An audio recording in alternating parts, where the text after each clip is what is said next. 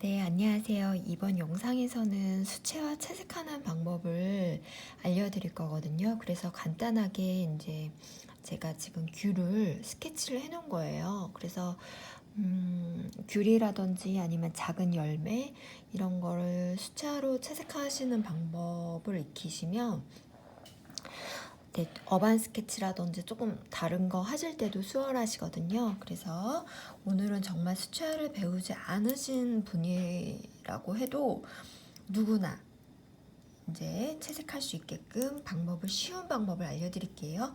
일단 붓을 두 개를 이렇게 준비해 주세요.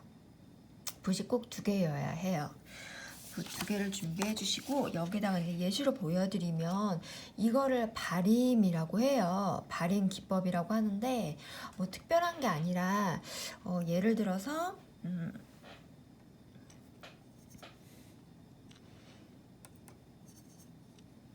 내가 물감을 이렇게 칠해주는 거예요. 종이 위에 펴바르듯이 펴발라 주시고 이 붓 하나는 완전 맹물만 묻어있는 붓이에요. 맹물만 묻어있는 붓을 사용해서 이 경계를 펴주시는 거예요. 살짝 이렇게 펴주시면 경계가 점점 펴지거든요. 어때 보이세요? 그라데이션으로 보이시나요? 네. 다시 한 번 더 보여드릴게요. 다른 색으로.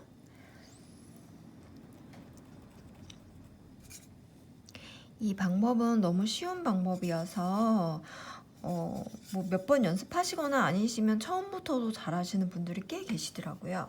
마찬가지로 이렇게 물감을 그냥 쭉 바르시는 거예요. 그리고 나서 맹물이 묻어있는 붓, 그냥 물감이 아니라 맹물이 묻어있는 붓을 사용하셔서 이 경계를 펴주시면 되세요. 그러면 자연스럽게 이렇게 그라데이션 되는 효과가 나타나거든요. 근데 이제 이렇게 그라데이션 이걸 이제 발임해 준다라고 하는데 이렇게 채색을 하실 때는 붓이 꼭 두 자루여야 되고요. 그다음에 이제 일단은 종이의 상태를 먼저 확인하시는 게 좋아요. 이제 내가 일반적으로 이제 켄트지 도화지라고 하죠. 그 도화지에다 한번 실험 삼아서 한번 해보시는 거예요. 저는 지금 수채화 전용지, 그러니까 수채화를 그리는 종이에다가 하고 있거든요. 그 종이는 좀 두꺼워요. 두꺼워서 약간 물을 수용할 수 있는 그런 게 높다 보니까 이런 발임이라든지 그라데이션이 상당히 잘 되고 종이가 울지 않아요. 근데 일반 캔티지나 종이가 약간 질이 떨어지면 떨어질수록 이게 잘 안 돼요. 그러니까 예를 들어서 내가 여기다가 이렇게 물감을 칠하고 그라데이션 하고 싶은데 아무리 여기를 칠해도 이미 그 붓질이 픽스가 돼서 안 펴지는 거예요. 예, 그런 종이가 있긴 있거든요. 그래서 먼저 실험 삼아서 내 종이가 그러한지 그러하지 않은지 확인해 주시고요. 만약에 내 종이가 약간 상태가 좋지 않아서 붓질이 이렇게 픽스가 돼서 아무리 물붓으로 경계를 펴도 경계가 펴지지 않는 그런 종이다라고 하시면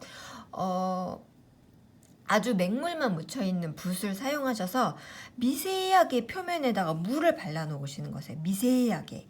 그리고 나서 그 위에다가 물감을 바르고 맹물붓으로 경계를 펴주면 그라데이션이 돼요. 예. 그래서 자기가 갖고 있는 드로잉북이나 스케치북, 캔트지의 그런 컨디션을 확인을 하시고 나서 이걸 하시면 좋을 것 같아요. 네, 이제 얘를 채색하는 방법을 보여드릴 건데요. 얼마 전에 귤을 먹었는데 너무 맛있게 먹어서 제가 귤을 한번 그려봤어요.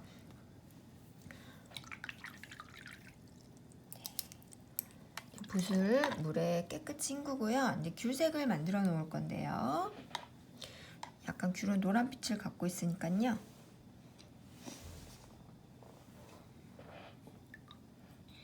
맹물붓을 만들어 놓고 노란색에다가 주황색을 살짝만 넣어서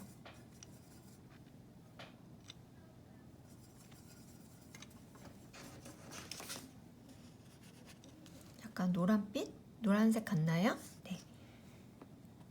얘를 이제 사용해서 제가 귤 하나를 연습 삼아 어떻게 채색하는지 보여드릴 거예요.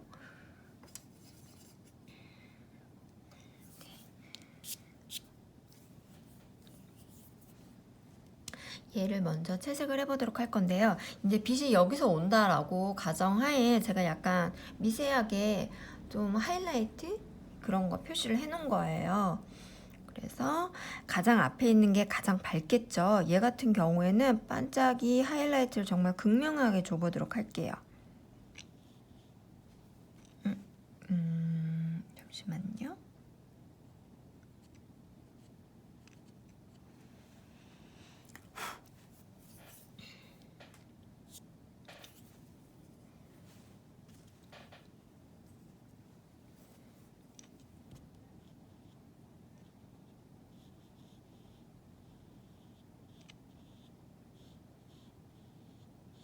자, 이렇게 제가 물감을 발랐어요. 어떻게 해야 될까요? 맹물붓으로 경계를 한번 펴보세요.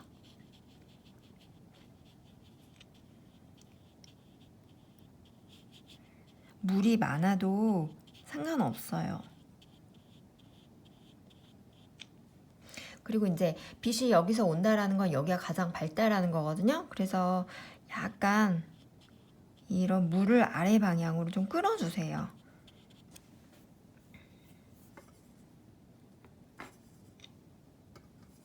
아래쪽은 좀 진한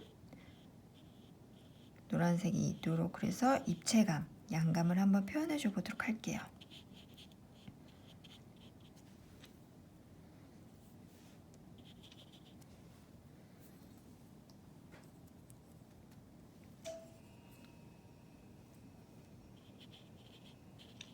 네, 이렇게 귤 하나를 채색을 했고요. 그 다음에 얘를 한번 채색을 해보도록 할 건데요. 얘는 맨 뒤에 있는 애 같아요. 그래서 가장 어둡게 할 거거든요. 그래서 제가 방금 쓴 노란색에다가 갈색을 조금 섞어줘 보도록 할게요.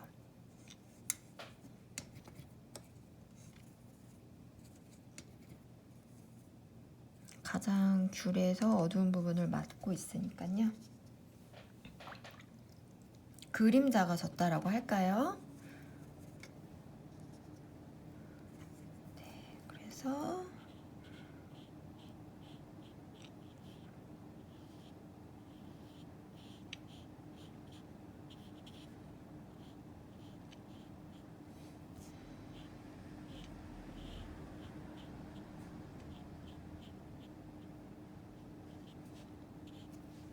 자, 아까처럼 이렇게 발라주시고 나서 그냥 맹물만 묻어있는 붓을 사용해서 펴주시는 거예요. 그냥 비벼주시면 되세요. 그리고 이 정도 피셨으면 아까 귤색을 썼던 그 노란색을 사용해서 다시 귤색을 올려줘 보도록 할게요. 얘도 이쪽에다가 하이라이트를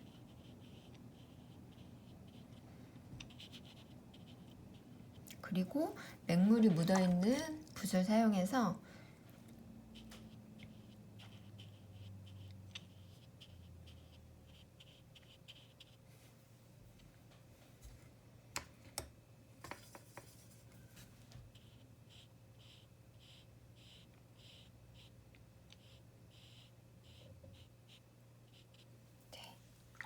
이렇게 귤을 한번 채색해 봤습니다.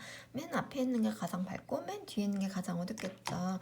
근데 얘를 채색해 보도록 할게요. 얘는 이제 앞에 있는 것보다는 그러니까 물체가 항상 이렇게 붙어 있을 때는요, 앞에 있는 게 밝고 뒤에 있는 게 어두운 거거든요. 왜냐면 뒤쪽에 그림자가 지니까요. 네. 앞에 있는 거, 튀어나온 것부터 빛을 받기 때문에 앞에 있는 게 가장 밝아요. 얘도 마찬가지로 갈색 부분을 경계에다 좀 발라줘 보도록 할게요.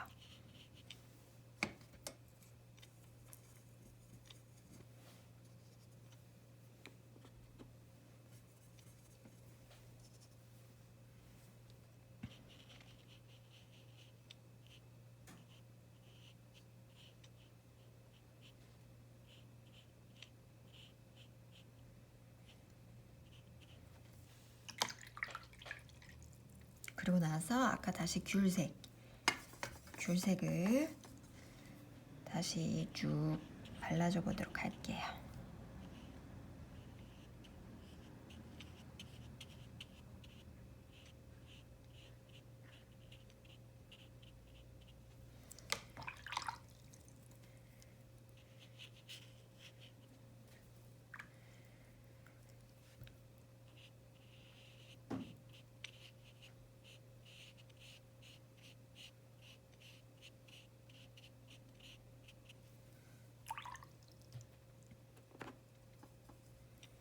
여기 노란색 부분을 조금 더 발라줘 보도록 할게요.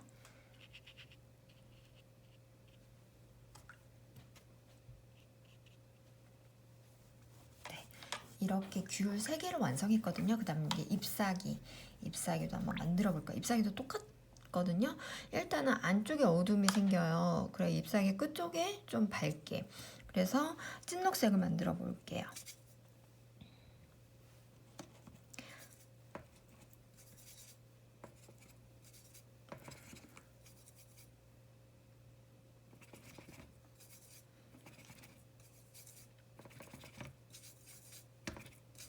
가장 어두운 녹색을 만들으셔서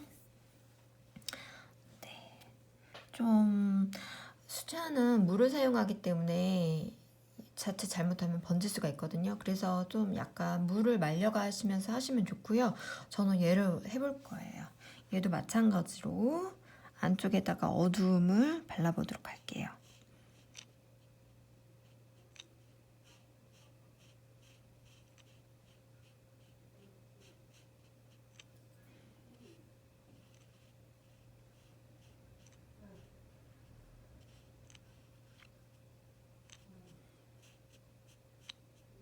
네, 이렇게 찐녹색을 발랐고요. 그 다음에 이제 맹물붓을 사용해서 쭉 펴보도록 할게요.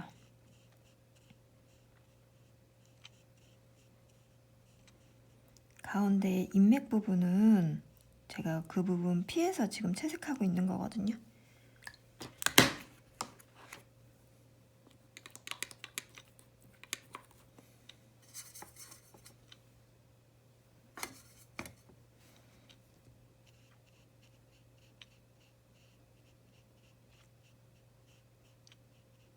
네, 물이 많아도 괜찮으니까요.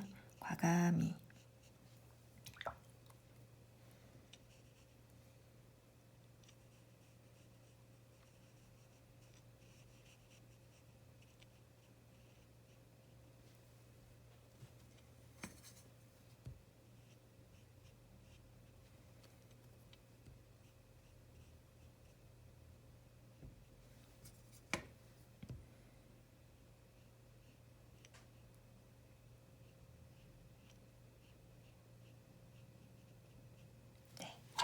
이렇게 잎사귀 하나를 색칠을 해줬고요. 그 다음에 바로 이어서 이쪽에 있는 만약에 내가 진한 녹색을 갖고 있지 않다라고 하시면 녹색에다가 파란색을 섞어주시면 좀 찐녹색이 되거든요.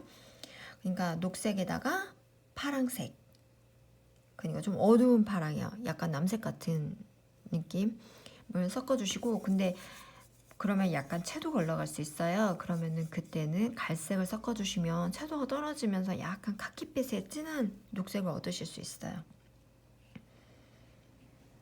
여기도 안쪽에다가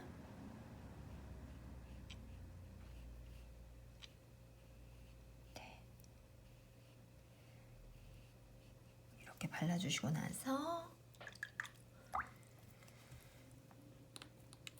약간 밝은 녹색을 그냥 맹물붓으로 하지 않고 밝은 녹색 바른 걸로 할게요. 여기를 펴주세요.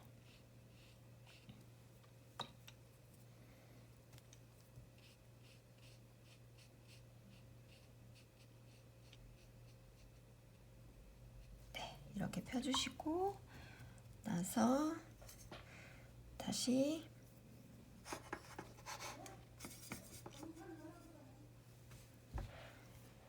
이쪽에다가도 조금 더 뾰족한 붓으로 할게요.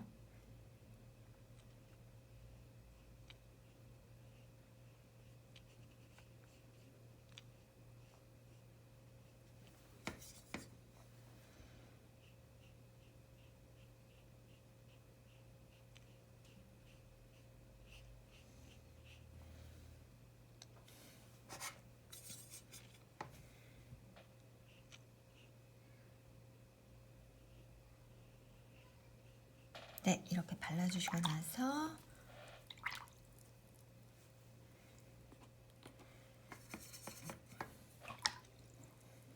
또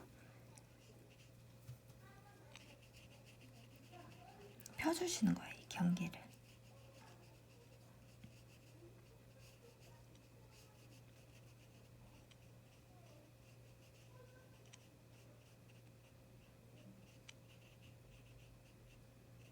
그러면 안쪽에 어둠이 생기고 바깥으로 갈수록 밝은 게 느껴지거든요.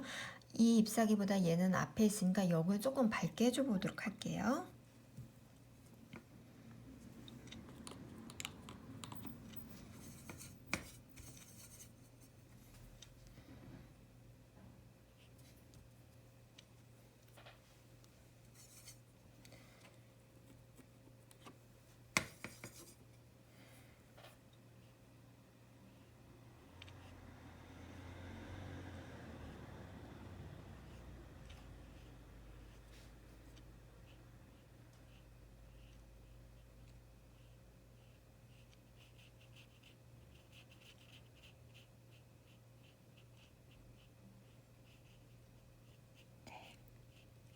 이렇게 해주시고 나서 맹물이 묻어있는 붓을 사용해서 또 펴줘 보도록 할게요.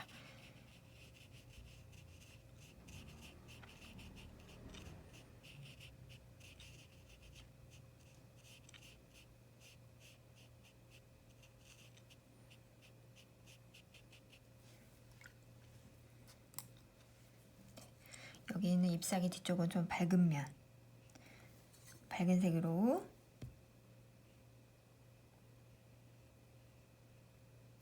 여기도 좀 펴줄까요?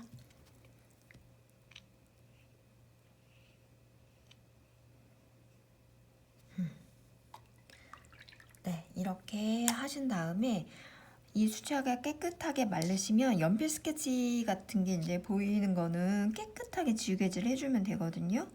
이제 연필 스케치는 반드시 물감이 다 마른 다음에 해주시는 게 가장 좋아요.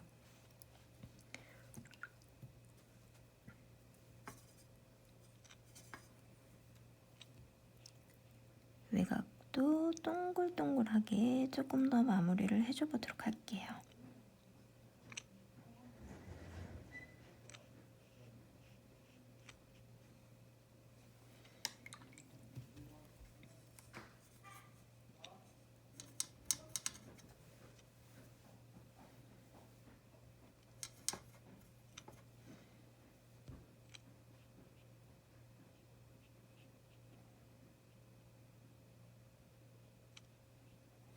여기도 조금 더 어두움을 더 넣어서 더 가장 어두워 보이도록.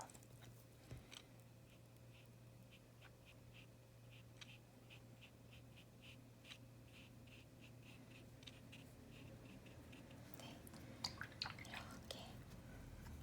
만약에 물감이 다 마르고 났는데 수채화 같은 경우에는 물감이 젖었을 때랑 말랐을 때랑 약간 색 차이가 있을 수 있거든요.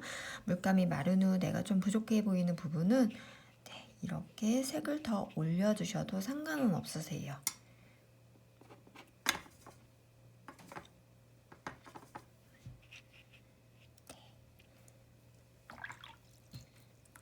만약에 경계가 보기 싫다라고 하시면 맹물이 묻어있는 그냥 물붓으로 경계를 뭐 이렇게 살짝 자연스럽게 그냥 쓸어주시면 너무 좋을 것 같아요. 네, 이렇게 숫자 채색하는 방법을 한번 알아보았습니다. 감사합니다.